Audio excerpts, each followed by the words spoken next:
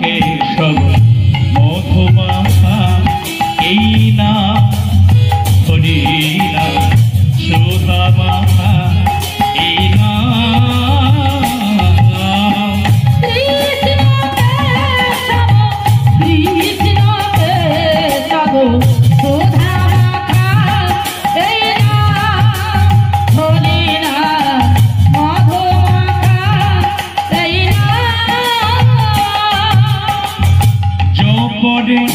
জপরে জপরে রসনা জপরে জপরে জপরে রসনা জপরে জপরে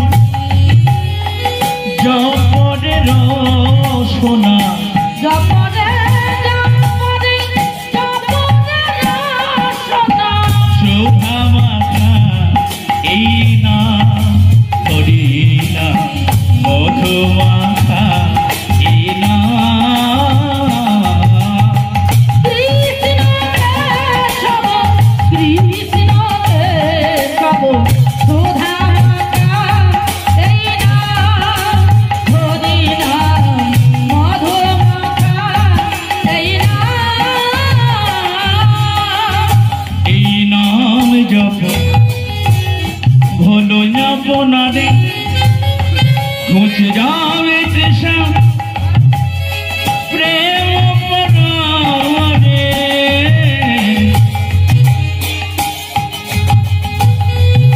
এই নাম জপ অজয়াব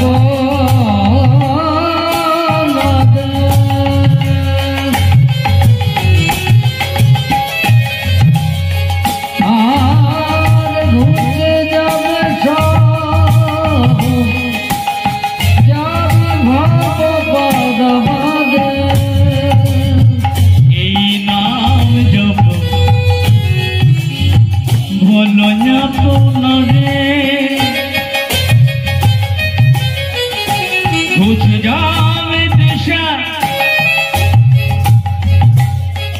প্রেম পরাবারে জপরে জপরে জপরে রসনা জপরে জপরে জপরে রসনা একবার জপরে জপরে জপরে রসনা জপরে জপরে জপরে রসনা সুধা মাখা এই না হরি না মধুমাখা এই না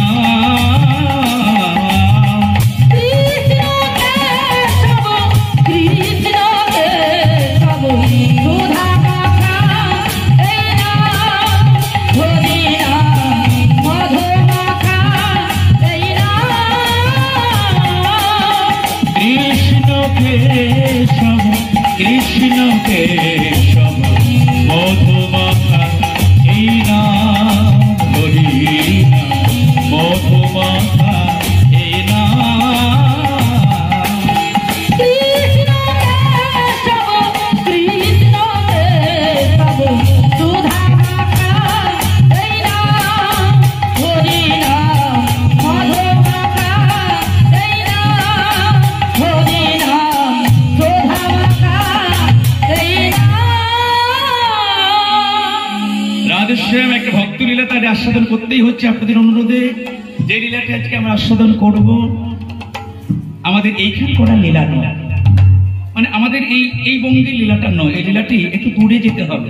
কোথায় যেতে হবে লীলাটা শুনতে গেলে? মানে মনটাকে নিয়ে যেতে হবে, মনটাকে নিয়ে যেতে হবে অন্ধ্রপ্রদেশের একটা জায়গায়। এই অন্ধ্রপ্রদেশে কৃষ্ণ নদী নামক একটা নদী আছে। এই নদীটির তীরে একটা গ্রাম আছে। এই গ্রামটির নাম হলো কঙ্কনবাড়। এই কঙ্কনবাড়ে এক ব্রাহ্মণ পরিবার ছিল। মন দিয়ে শুনবেন, লীলাটির নাম হলো ভক্ত একটি চরিত্র। আজকে আমরা আস্বাদন করবো সে ভক্ত চরিত্রটি। ভক্ত চরিত্রটির নাম হলো শিষ্যী বল্লভ আচার্য। বল্লভ আচার্য কে ছিলেন? একটু বলে নিয়ে যাই তার একটু কথা, তারপরে আমরা আস্বাদন করবো। আপনারা সবাই জানেন ভগবানের চরণ থেকে ভগবানের মস্তক পর্যন্ত ভক্তমণ্ডলীগণ, ভগবানের চরণটা ভালো, ভগবানের বক্ষটা ভালো নয়, ভগবানের মস্তকটা ভালো নয়, এটা কেউ কি বলে? আপনাকে যদি একটা রসগোল্লা দেওয়া হয়, এই রসগোল্লার নিচের অংশটা মিষ্টি, রসগোল্লার উপরের অংশটা তেতো, এটাকে কেউ বলবে কি? বলবে? রসগোল্লার পুরোটাই হলো অতি সুস্বাদুময়, অতি মিষ্টময়। তদ্রূপ এই যে ভগবান কৃষ্ণচন্দ্র যার নাম, ঈশ্বর যার নাম, সেই ঈশ্বরের চরণ থেকে ঈশ্বরের মস্তক পর্যন্ত সমস্ত অংশটাই অমৃত থেকে আরো অমৃতময়, যার আরেক নাম হলো মধুর অষ্টকম। আপনাদের কাছে প্রায় এখন অনেকের হাতে দেখবেন মোবাইল ফোন আছে, ইউটিউবে আপনারা সার্চ করতে পারেন মধুর অষ্টকম বলে কথাটা লিখে। নয়নম মধুরম, গমনম মধুরম, ভগবানের সমস্ত কিছুটাই ভক্তের কাছে অতি মধুময়। এই মধুর অষ্টকম, এই শ্লোকটা যিনি লিখলেন, যার চরিত্র আজকে আমরা আস্বাদন করব।